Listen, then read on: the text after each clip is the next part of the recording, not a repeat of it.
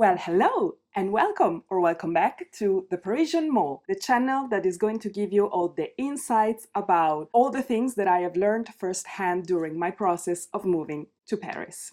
Yes, because as a way of introduction, I'm Vittoria and I'm an Italian girl that exactly 1 year ago decided to move to Paris without having a single idea of how to actually do that, and that learned so many things along the process, both life experience things and bureaucratic things, that I decided to create some videos in order to share these insights to whoever is in the exact same situation I was 1 year ago when I was desperately looking to gain insights and info online on how to actually move to France.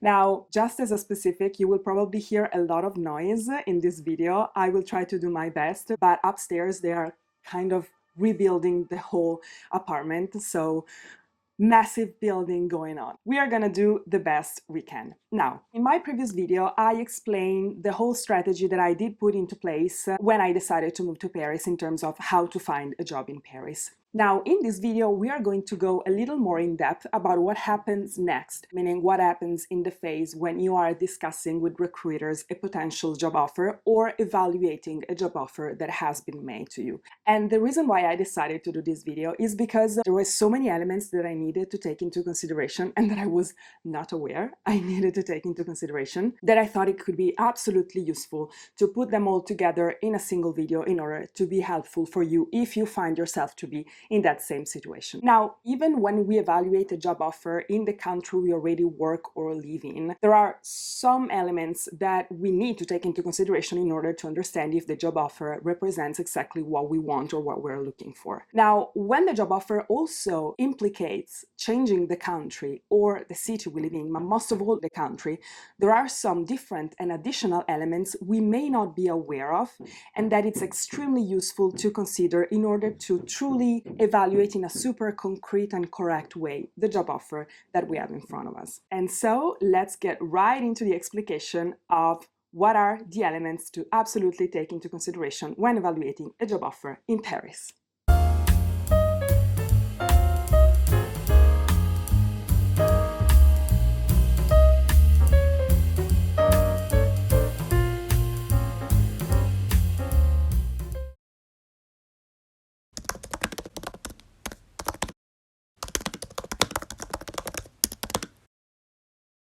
So, as the very first element, I would like to say it's the salary. Now, the salary, of course, is one of the main characters of a job offer, but how to actually evaluate a salary which is proposed on a job offer? Yes, because sometimes when we see the amount which is proposed to us, our brain is more likely set on the amount we are used to think about for either the role we already have, either that kind of role in our own country. So the very first thing that is absolutely necessary to do in order to evaluate the salary which is proposed to us is to understand what is the average salary for that specific role in that specific country for the years of experience that we have. What I highly recommend is not only to take this information once you have received the job offer, but to take all the info before going into the conversation with the recruiter. Because if the recruiter asks you what is your range or the salary range you are evaluating, it's better for you to already be prepared on how to reply to that question.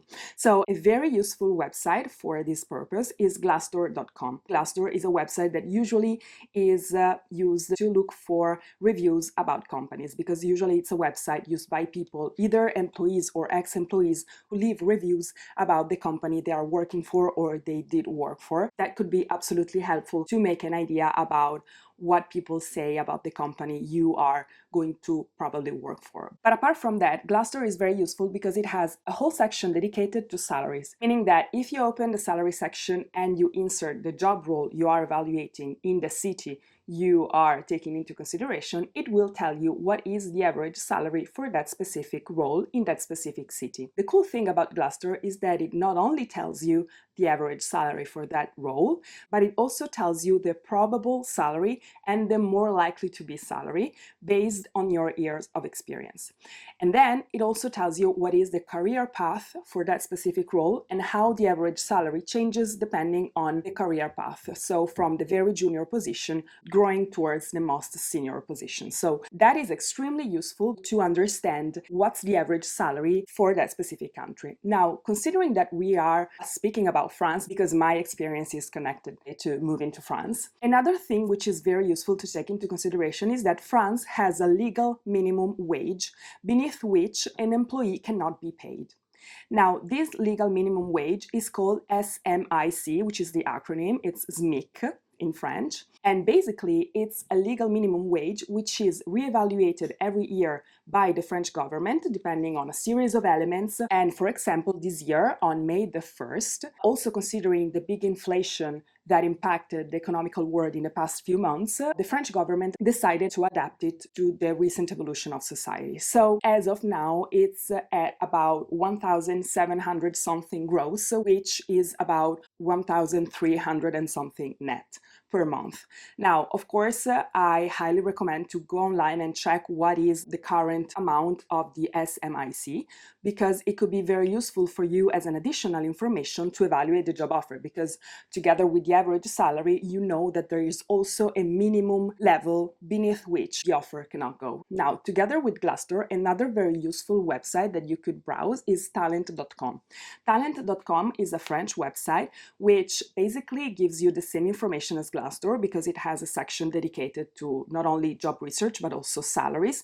But the very useful thing about Talent is that it also has a section dedicated to taxation, meaning that it's going to help you simulate how your salary will be taxed. So you can insert your gross salary, either yearly, either monthly, but also daily and hourly, and talent.com will calculate all the different kind of taxation and will give you an average idea of how much the net amount starting from the gross you indicated will be.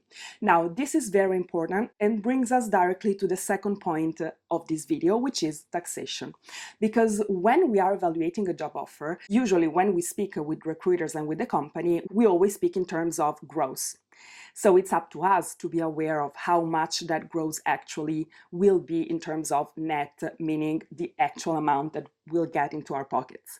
So in order to be absolutely aware of how much that gross will be, you will need to know how the taxation system works in France, based on your specific situation and your kind of contract and job situation. So what I highly recommend is to take all the information about taxes. And I really want to insist on this point, because back at the time when I was evaluating the job offer, I was not aware of one thing which is very important and that I found out luckily before accepting the offer. So I was able to actually have an exchange with the company and the recruiters, and that I want to share with you so that you are absolutely aware. And also, I am speaking based on my experience as an employee, meaning that I have a contract and I receive my salary through a monthly paycheck. So just go and check for your specific situation always. But basically, just to give an example of how it works for someone who is employed for a company, I was used, most of all working in Italy, I was used to think about my salary in terms of gross and net, meaning that I have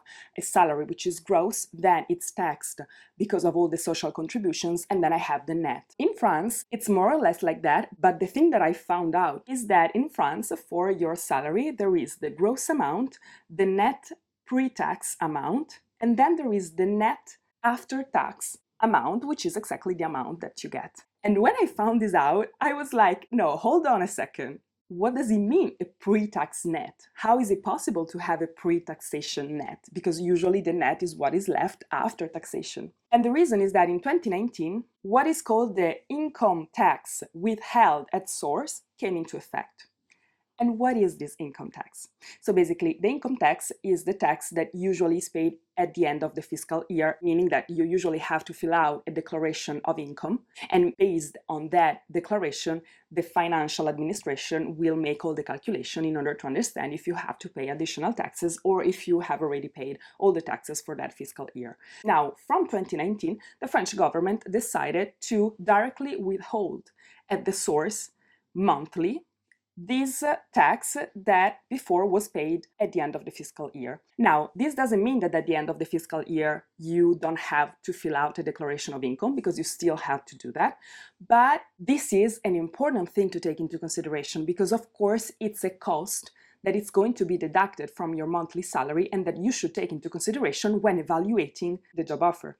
Because of course, when we are evaluating a job offer, what is the main thing we need to think about?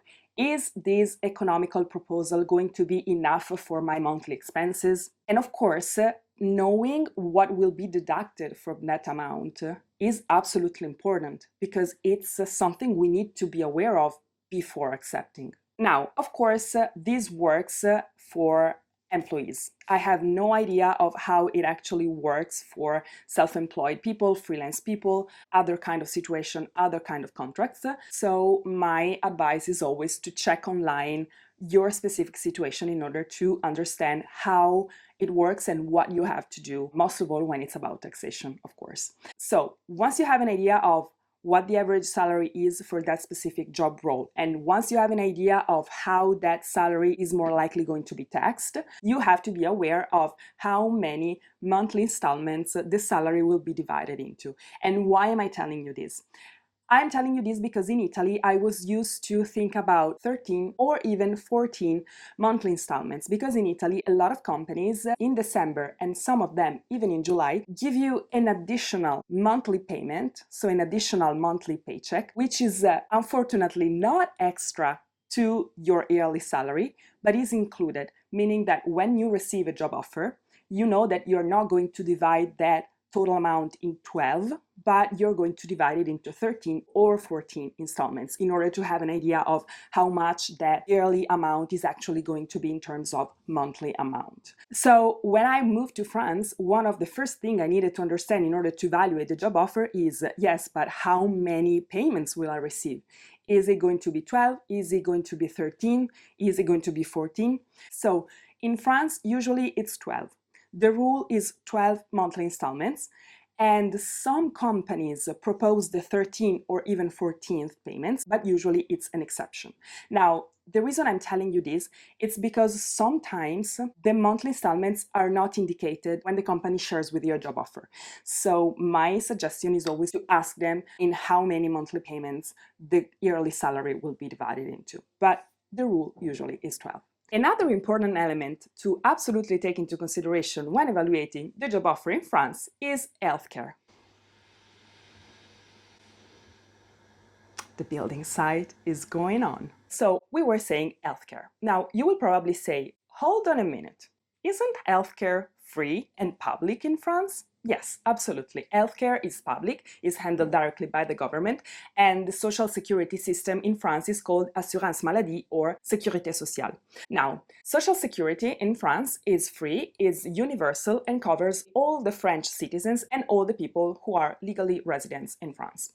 Now, it's universal, but it's also mandatory, meaning that when you move to France, you have to register to the assurance maladie in order to receive this health coverage. Now, I'm not going super in depth about how it works with Social Security in this video, but just because I am going to create a specific video dedicated to Social Security and how to register to that, because it's actually a bit of a tricky process, and I became sort of best friends with every single person working for the Social Security customer service, because I was calling every single day to gain some information and insights about what I had to do and how. So I will put all those insights in a specific video dedicated to that. But in this video, I want to talk about a specific section of the healthcare system which directly impacts your salary, so that you are absolutely aware that there is also this cost to take into consideration when evaluating the job offer. So as we said, healthcare in France is public, is free, but it covers only a specific list of medical expenses. For everything which is not covered by the public healthcare, people of course need to pay on their own. Now, in order to find a solution to this amount and sometimes big amounts of expenses that people need to face on a daily basis, the French government decided to introduce a law that makes it mandatory for the employers within the private sector to provide a complementary health insurance to all their employees. And employees need to join this complementary health insurance unless they already have a complementary health insurance active on their person because maybe it was activated by, for example, their partner. Because when the company requires you to fill in the form in order to activate this complementary health insurance, they also ask you if you want to include also people belonging to your family. But of course, there are always a lot of exceptions. So again, just make sure to take all the information you need, because as usual, I am giving you guidelines so that you can go and check and take all the info you need, but in order for you to also be aware of elements and subjects you can discuss directly with the company or the recruiter. So basically, in the daily life of French people, this complementary health insurance is called mutuelle. As I was telling you, this mutuelle is going to impact on your salary because in 2016, this law that came into effect made it mandatory for employers and employees to have this complementary health insurance, but it didn't make it mandatory for the employer to cover the whole amount of the mutuelle. The law stated that the employer needs to cover at least 50% of the monthly cost of the mutuelle.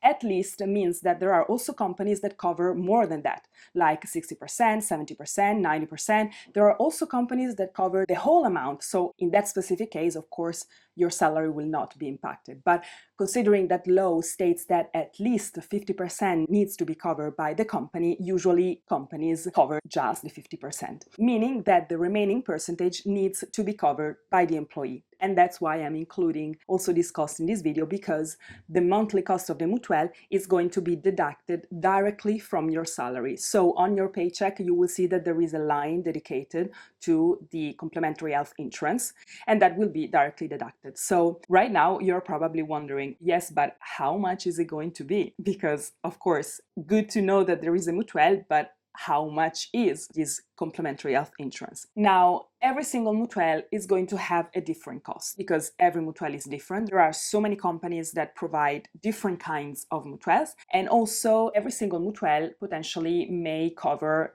different elements, but also at different levels. So it always depends on the kind of mutuelle that the company you are going to work for has activated. So of course, the more expenses a mutuelle is going to cover, the more the monthly cost of that mutuelle is going to be. But the law states what is the minimum elements that a mutuelle has to cover in terms of medical expenses, which usually are all the expenses for general practitioners and specialists, treatments through alternative medicine, and most importantly, dental care, optical care, and hearing aids. Now, of course, these are the basics, but there are so many additional elements that could be covered by a mutuelle. And also for each of them, every mutuelle covers different amounts of expenses. Now, when your mutuelle has been activated by the employer, you will receive a whole guide related to that specific mutuelle, which is going to tell you exactly what is covered and in which amount. And the very useful thing is that when you receive this guide, you will see that there is a whole list of treatments and medical expenses, and you will see how much of that specific treatment is going to be covered by the Social Security and how much is going to be covered by the mutuelle. So, of course, for a lot of treatments, you will not need to pay anything. For some treatments, you will be required to pay what is left out from the Social Security and the mutuelle's coverage. Just to give you an example, in my daily life, I usually wear glasses because I'm a little nearsighted and a little astigmatic, because I wanted a little bit of both. And so in Italy, at least, every single time I have to do the new lenses, I have to go to the ophthalmologist, I have to pay for the visit, and then I have to pay for the new lenses to be made. Now, since when I moved to France and I had to be registered to my company's mutuelle, the optical treatments are covered by the mutuelle, meaning that when it will be the moment for me to do my new lenses, I will not need to pay because this expense will be covered, both the visit to the ophthalmologist and the lenses themselves. So you can understand that for me it's a big relief, because of course it's a big expense that I knew I was gonna have every 2 to 3 years, and now I know that it's covered. Now, this is just an example, of course, because as I said, every single mutuelle covers so many different elements, but this is just for you to be aware that every single month there is going to be this expense deducted from your salary, and that it's best for you to speak with your company or the recruiter in order to ask them directly how much the mutuelle they are affiliated to is going to impact your salary every single month. Now, as I said, every mutuelle is different, but just to give you an example, an average mutuelle for a person between 25 and 45 years old also because the cost of the mutuelle changes depending on the age range, of course.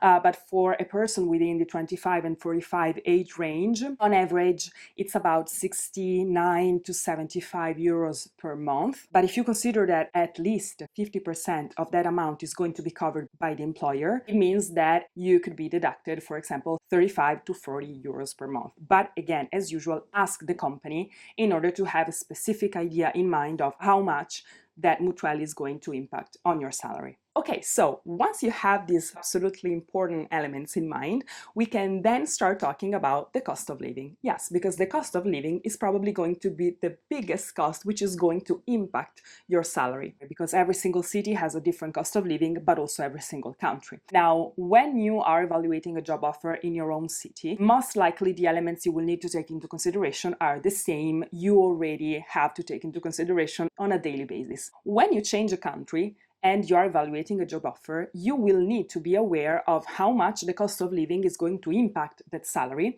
in order to understand if that salary is going to be enough for you to live in this specific city. Now, in these videos, of course, we speak about Paris because my experience was in Paris.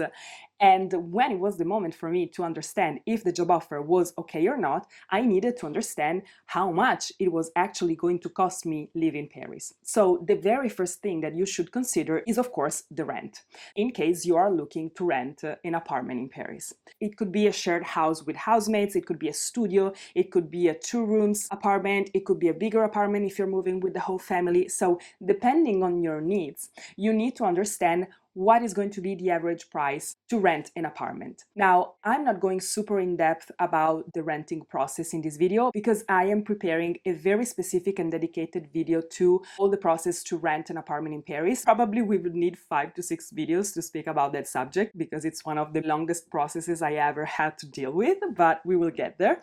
So in this video, I'm not going super in depth about, for example, the websites you can browse because it will be, again, something I will speak about in the proper video. But what you could definitely do is to gain some information online about what is the average price for an apartment for rent in Paris, depending on what are your needs. Because of course, depending on the size of the apartment and depending on the area where you want the apartment to be, the cost is going to change a lot. And information that could be actually useful when looking and trying to understand how much it could be for the monthly rent is that a lot of times, actually, in the monthly apartment rent, the electricity bills are included. And this is actually a very good information because that will allow you to consider rent and bills together in one single cost. Now, just as an additional specific, in France, it's almost everything through electricity. So you will most likely just have the electricity bill that covers everything, meaning heating, hot water, and stove. But of course, this is something you always have to make clear with the landlord. Now, apart from rent, another cost that could absolutely impact your salary is the cost for public transport. In a big city like Paris, of course, public transport is more likely going to be necessary to move around. Based on my experience, I have actually found Paris to be very well served with public transport. I know that there are different opinions about that, but in my personal experience, I've always had no problems with public transport. There are so many tube lines, there are a lot of buses, there is the RER, which is the train that connects the suburbs with the city center. There are so many rental bikes, so actually moving around is made easy. But this, of course, has a cost. So if you are thinking about moving to Paris and using public transportation, one thing that you could consider is to activate a public transportation subscription once you arrive here. Now, in order to understand how much the public transport subscription could be, you could go on the website of the Île-de-France Mobilité, which is the website dedicated to the public transport in Paris, and you could take a look at how much the different subscriptions could be depending on the needs you may have, because there are so many different options with so many different areas which are covered. And also you can decide if you want to activate an annual, a monthly, or a weekly subscription. Now, with regards to public transport, a very good thing to bear in mind is that in France, employers cover 50% of the cost of the public transport subscription if the employee needs to use public transports to get from home to the office. So this is an incredibly good thing, because if you know that when you will move here, you will need to use public transport to go to the office, then the monthly or the yearly or the weekly subscription is going to be paid half and half with the employer. And this is a very, very, very good thing to know, because when you're going to evaluate the amounts of the different subscription on the website, you know that you can keep in mind that it will be half of that cost. Now, of course, as usual, go and take all the information, because there are some exceptions to this rule. For example, single tickets are not reimbursed, but also you always have to understand if for your specific situation and your specific kind of contract, this rule applies. So what I will never get tired to say is not only take all the information about your specific situation, but also speak directly with the company and the recruiter in order to make sure that they will cover half of the cost of public transport, and most importantly, that it's written in the contract. As an additional specific about that, if when we spoke about the mutuelle, I told you that it will directly be deducted by your salary. For the public transport, it will not automatically be included, meaning that you have to pay the whole subscription every year or every month or every week, depending on which one you want to activate. Then you have to send the proof of purchase to the human resources, and then they will reimburse half of that amount on the paycheck of the next month. As usual, speak with them and speak directly with the company or human resources in order to understand if they have preferences, how they usually handle the reimbursement of public transports, because some companies have specific processes that need to be pursued in order to actually gain the reimbursement. So just make sure how to better proceed with them. But this, again, is just to give you this information so that you are aware that if you are going to have this additional cost, at least it will be divided half and half with the employer. Right after rent and public transport, of course, the cost of living will be impacted by the daily life activities, meaning grocery, pharmacy, restaurants, museums, cinemas, theaters, the gym. Everything you know represents something you want to do or you will more likely do when you will move in here. So what I can suggest is to take a moment and make a list of all the activities that you are used to do and that you need to pay for, of course, on a monthly basis, in order to have a clear idea of what are the activities that you are going to want to carry on when you move in here, in order then to go online and check how much for every single activity you are more likely going to pay for in Paris. And right about that, Internet is a world of information, and it's going to be super useful, because what you can do is you could take, for example, 3 to 4 restaurants in Paris and go on their website and check on their menu and see how much an average dinner or lunch would be. You could go on the website of a cinema or a museum or a theater and see how much the ticket would be. You could go on the website of a gym and understand how much it would be for the monthly subscription. So everything you know you will want to do, just gain some information about how much that would cost you in Paris, so that you can have an idea of how much your monthly expenses will actually be. Then, of course, there are always going to be additional expenses that you may face after moving in here and that you maybe were not aware before. Like, for example, the activation of a Wi-Fi subscription or the activation of a French phone card, because you will more likely need a phone number when moving in here. And so even just browsing online and checking and gain some information about how much the average cost for a Wi-Fi subscription is, or for a French number is going to be, it's absolutely useful, because it will really help you and give you very sharp information about the basic elements we all need to deal with every single day. Now, once you have a clear idea of the cost of living in mind, other elements that you could consider when evaluating the job offer are, for example, how long you will need to work throughout the week. So, the weekly working time. Because sometimes we don't think about these things, because we are used to think about the weekly working time based on our current or previous experience, and we forget to also ask about that. So how many hours am I gonna work throughout the week?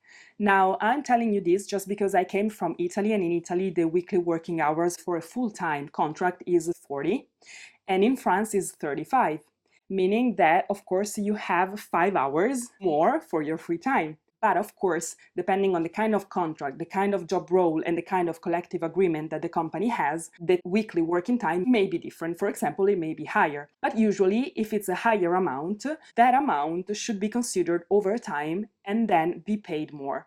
I'm telling you this because you should better check with the company in order to understand with them which is the weekly working time for your specific role, and if it's a higher amount of hours compared to the 35 stated by law, if that amount is going to be paid more, just to have the information and be aware of it. Now, together with the weekly working time, annual leave is also an important subject to consider. So usually in France, when you work for the same employer for a whole month, you gain 2.5 days of leave, which if you work for a whole year for the same employer, become 30 days of annual leave, so more or less 5 weeks. Now, annual leave is always a subject you can discuss together with human resources or the company during the negotiation phase. Because, for example, if you don't find an agreement on the economical side, you could, for example, discuss and ask to have an additional week of annual leave.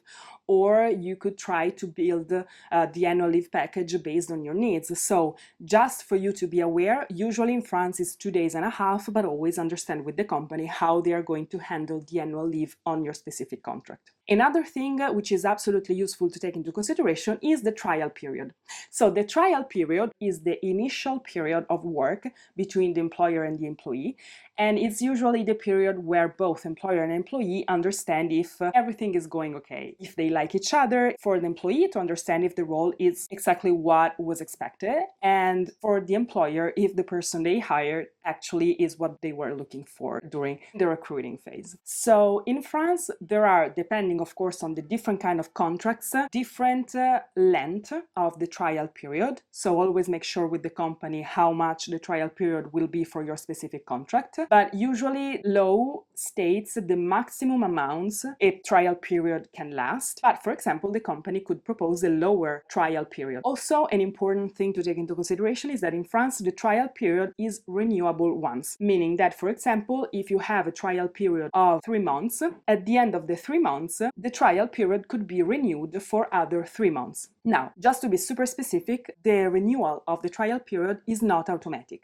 meaning that if the employee or the employer wants to renew the trial period, this is something that needs to be discussed together between the two parts. Both of them need to agree. It has to be written and signed. So just for you to know, if the trial period ends, it's not going to be renewed automatically. So it's something that needs to be discussed. Just to give an example, for a full-time permanent contract, the maximum amount stated by law for the initial trial period is 4 months, which can be renewed once. So it would be 8 months in total. But of course, depending on the kind of contract, because for example, for fixed terms contracts, there are different trial periods. So always make sure with the company and the recruiter how much the trial period is going to be. I'm telling you this also because the trial period could be a subject to discuss during the negotiation, because for example, you could discuss with the company to not include the possibility of renewal of the trial period within the contract, or you could decide together with the company to have a lower trial period. So of course, this always depends on how much the company is willing to do so and how much the employee is willing to do so, because the trial period is also very important for the employee to understand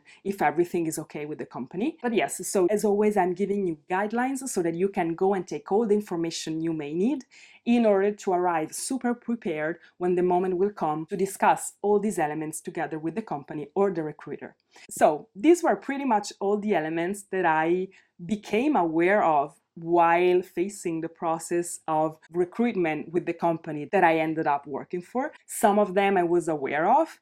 The higher amount of them I was absolutely not aware of. There were so many discoveries for me, and that's also the reason why I decided to put them all together in a video, because the 1 year ago version of me would have never understood how many elements I was going to learn throughout the process and how many things I needed to be aware of, and also how many things I actually understood after moving to France.